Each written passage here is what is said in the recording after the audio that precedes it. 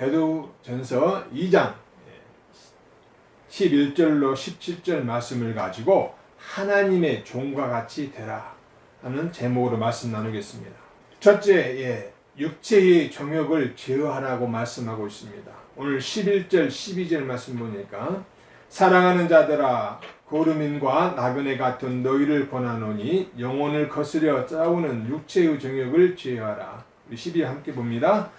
너희가 이방인 중에서 행실을 선하게 가져 너희를 악행한다고 비방하는 자들로 하여금 너희 선한 일을 보고 오시는 날에 하나님께 영광을 돌리게 하려 함이라. 베드로 사도는 우리 성도들에게 고르미, 즉 남의 나라에서 임시로 사는 사람, 그는 애국인이죠. 또 나그네 같은 표현을 하면서 영혼을 거슬려 싸우는 그런 육체의 정욕을 제어하라고 권면하고 있습니다. 그러면 왜 영혼을 거슬려 싸우는 육체의 정욕을 제어하라고 합니까? 그것은 우리가 이 땅에 살고 있지만 우리가 가야 할 본향이 있기 때문입니다. 우리가 지난 추석 명절을 우리가 보냈는데 서울에서 부산으로 고향을 찾아가는 사람이 고속버스를 타고 가는 사람이 중간에 휴게소를 들립니다. 그런데 그 휴게소가 너무 마음에 들어요. 경치가 좋습니다. 또 먹을 것도 풍부하지요. 근데 거기 마음에 든다고 거기에 주지 않고 살라고 아예 내립니까? 그렇지는 않지요. 잠깐 볼일 보고 다시 고속버스 타고 자기 목적지 부산으로 가는 것이죠. 이와 마찬가지입니다. 우리 또한 이 땅에 사는 동안 여기서 많이 먹고 마시고 먹는 것을 누린다 할지라도 이것이 우리 고향이 아니에요. 우리는 가야 할 본향이 있습니다. 바로 천국이 있습니다. 그래서 바로 우리의 육체의 정욕을 위해서 이 땅에 뿌리를 갖고 살지 말라는 겁니다. 왜냐? 육체의 정욕은 바로 세상에서 온 것이기 때문입니다. 우리는 이 땅에 사는 동안에 나그네처럼 언제든지 떠날 준비를 하고 있어야 됩니다. 그래서 육체의 정욕을 제어하라고 말하고 있는 거예요. 육체의 정욕은 세상에서 온 것인데 요한 1서 2장 16절 말씀 보니까 이는 세상에 있는 모든 것이 육신의 정욕과 안목의 정욕과 이생의 자랑이니 다 아버지께로부터 온 것이 아니요 세상으로부터 온 것이라고 말씀하고 있습니다. 쉽게 말하면 세상 말로 오욕, 칠정이란 말이 있습니다만 그 오욕이라는 말이 있는데 이 말은 우리 인간이 가져야 될 가장 기본적인 욕구를 말하고 있습니다. 정확히 말하면 수면욕, 또 성욕, 식욕, 재물욕, 명예욕 등을 이렇게 의미하는데요. 이러한 것들은 우리 인간이 가져야 할 가장 기본적인 그런 욕구라고 봅니다. 그런데 이러한 욕구에 너무 집착하고 욕심을 부리면 결국은 죄를 질 수밖에 없다는 겁니다. 하나님께서 원하시는 그런 열매를 맺을 수가 없다는 거예요. 오히려 사망의 열매를 맺는다고 우리에게 말씀하고 있습니다. 그래서 바울 사도는 로마서 7장 5절에서 우리가 육신에 있을 때에 율법으로 말미암는 죄의 정욕이 우리 지체 중에 역사하여 우리로 사망을 위하여 열매를 맺게 하였다고 이렇게 말씀하고 있습니다. 그러므로 성도들은 세상 사람들이 하는 대로 해서는 안 되는 것입니다. 육체의 정욕대로 살면은 결국 사망으로 인도하는 것이기 때문입니다. 외형적으로 뚜렷하게 나타나는 이런 선한 삶의 모습들을 성도들이 구체적으로 보여줌으로써 같은 그리스도인들에게뿐 아니라 이방인들에게까지 정말로 칭찬을 받을 정도가 되어야 한다는 사실입니다. 악행한다고 비방을 받을 수 있기 때문에 육체의 정욕을 제어하라고 하고 선행을 하라고 하시는데 바로 심판주가 오실 때 하나님께 영광을 돌려드려야 하기 때문입니다. 그래서 베드로 사도는 우리에게 육체의 정욕을 제어하라고 말하고 있는 거예요. 사도 바울도 육체의 정욕을 제어하는 방법을 우리에게 제시하고 있습니다. 갈라디아서 5장 16절 17절 말씀 보니까 내가 이르노니 너희는 성령을 따라 행하라 그리하면 육체의 욕심을 이루지 아니하니라. 육체의 소욕은 성령을 거스리고 성령은 육체를 거스리나니 이 둘이 서로 대적함으로 너희가 원하는 것을 하지 못하게 하려 함이니라. 육체의 수욕은 성령을 거스리고 성령은 육체를 거스린다. 다시 말씀드리면 육체의 정욕은 영혼을 거스려 싸우고 또 영혼은 육체의 정욕을 거스려 싸움으로써 성도의 마음은 항상 영적 전쟁터가 되는 것입니다. 즉 늘 마음속에서 육신적의 그런 삶을 살 것인가 또 영적인 삶을 살 것인가 이 두 가지가 해서 왔다 갔다 하면서 영적인 그런 싸움을 하고 있다는 사실이죠. 그래서 성도는 그 전쟁에서 자신의 힘이 아닌 성령님의 도우심으로 육체의 정욕을 제어하고 승리의 삶을 살 수가 있는 것입니다. 그래서 우리는 늘 성령의 충만함을 또 우리가 기도하는 거예요. 사랑하는 새해성교 성도 여러분, 바울 사도는 갈라디아서 5장 24절에서 예수 그리스도의 사람들은 육체와 함께 그 정욕과 탐심을 십자가에 못 박았느니라 라고 선포했습니다. 십자가에 못 박았으므로 무슨 욕심이 생기겠습니까? 또한 우리에게는 영혼의 안식을 얻는 방법이 있는데 육신의 그런 정욕에 또 욕심에 넘어져 있어야 되겠습니까? 우리는 영혼을 거스리려 싸우는 그 육체의 정욕을 제어하고 승리하는 저와 여러분 되시기를 바랍니다.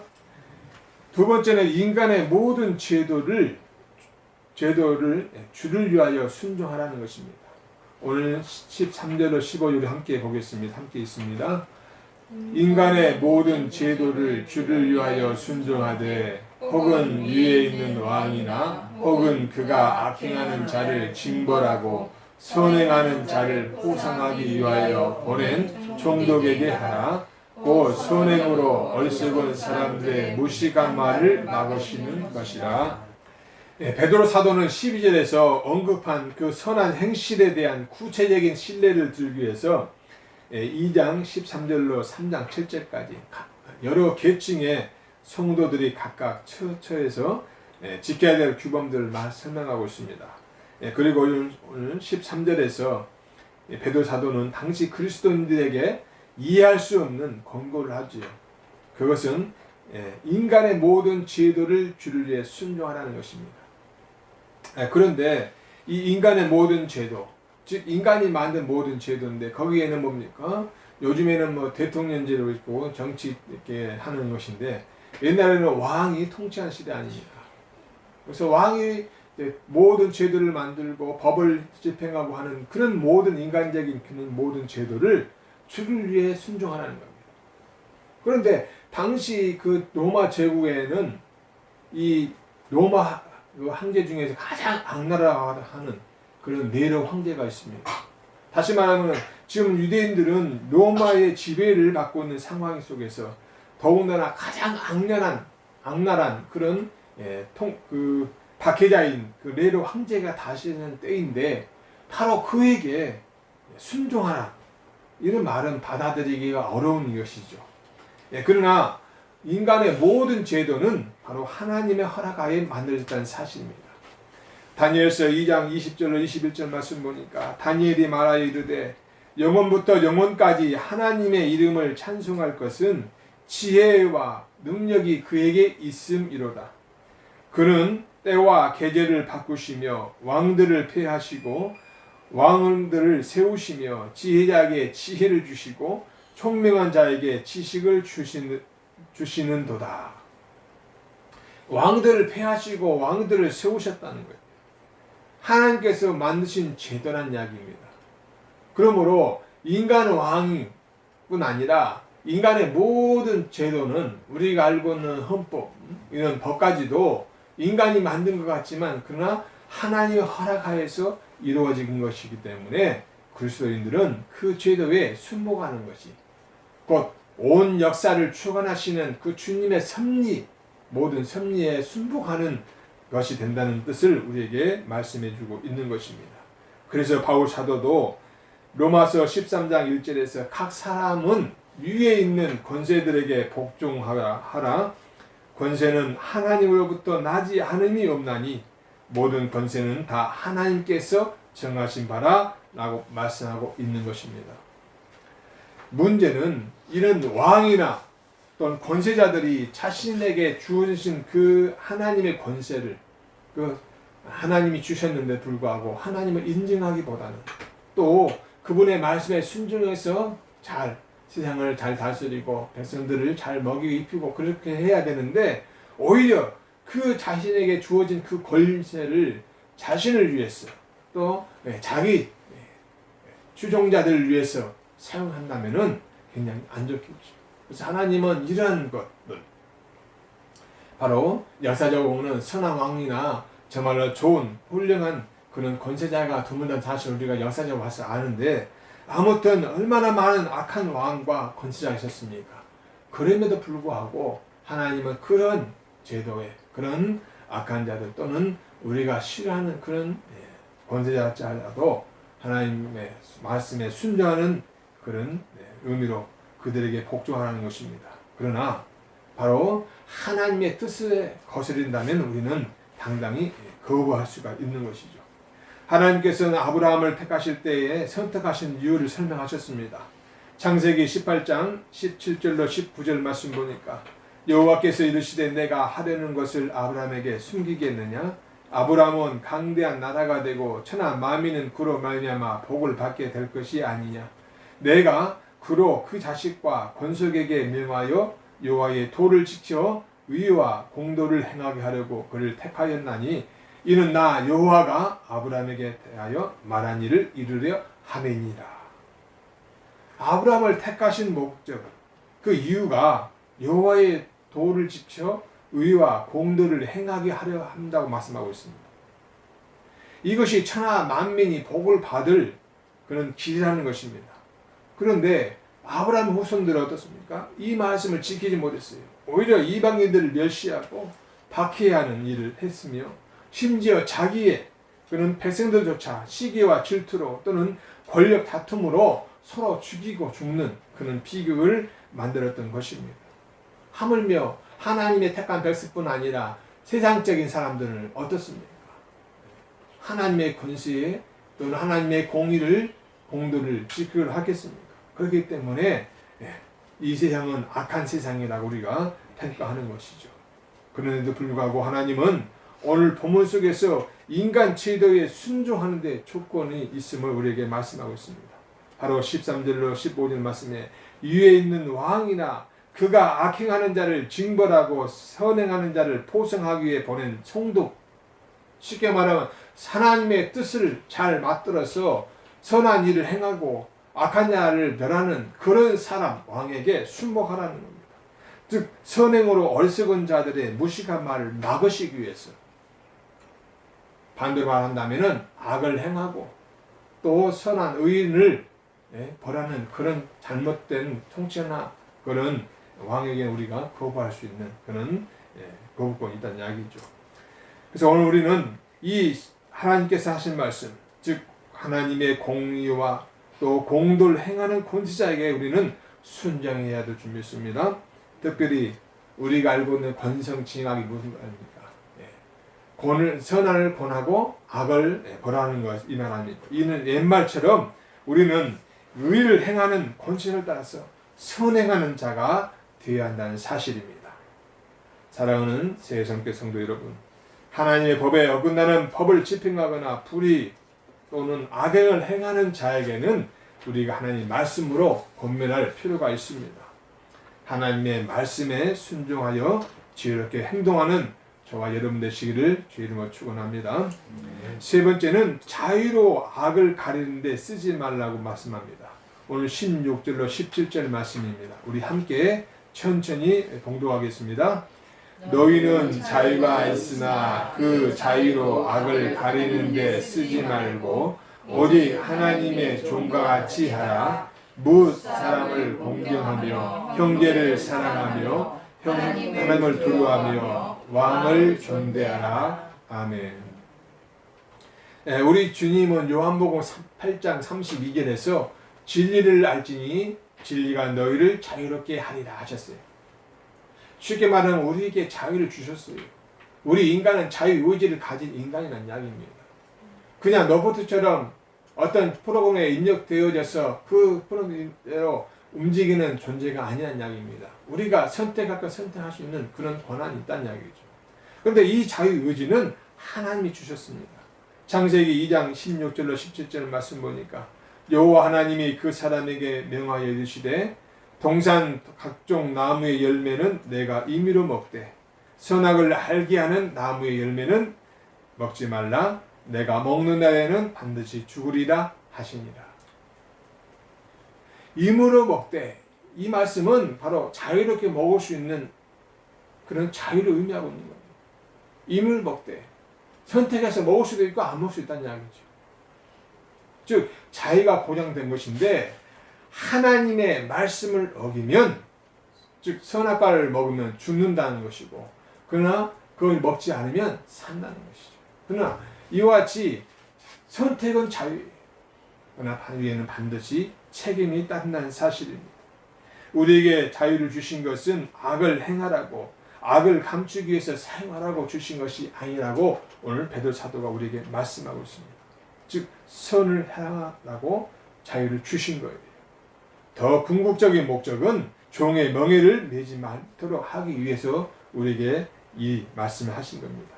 오늘 말씀과 같이 자유가 있으나 그 자유로 악을 가는데 쓰지 말고 오직 하나님의 종과 같이 하라. 우리는 종의 명예를 매서는 안 되는데 그 어떤 종입니까? 바로 죄의 종을 말하고 있어요. 바울 사도가 갈라디아서 5장 1절에 말씀하고 있는데 그리스도께서 우리를 자유롭게 하려고 자유를 주셨으니 그러므로 굳건하게 서서 다시는 종의 명예를 매지 말라. 이때 이 종은 바로 죄의 종을 말합니다. 어느 나라나 옛날부터 행해온 그는 종 노비의 삶이 있지 않습니까? 종은 자유가 없지 않습니까?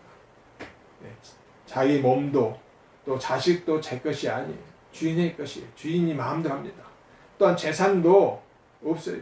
자신의 재산이 없어요.